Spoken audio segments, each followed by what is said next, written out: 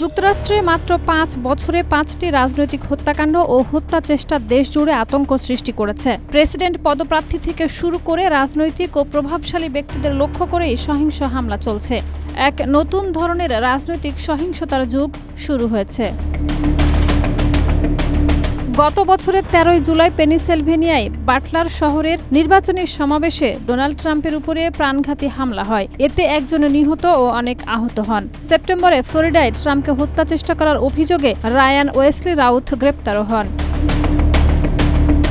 ২০১৯ সালের ১৮ ডিসেম্বর নিক ফ্রেন্ডসের বাড়িতে হামলা হয়। হামলাকারী নিহত হন। চলতি বছরের ১৪ জুন মিনেসোটায় ডেমোক্র্যাট নেতা মেলিসা হার্টম্যান ও তার স্বামীকে গুলি করে হত্যা করা হয়। একই রাতে সিনেটর জন হাফম্যান ও তার স্ত্রী আহত হন। অভিযুক্ত ভ্যান্স ভোল্ডার গ্রেপ্তার হয়েছেন।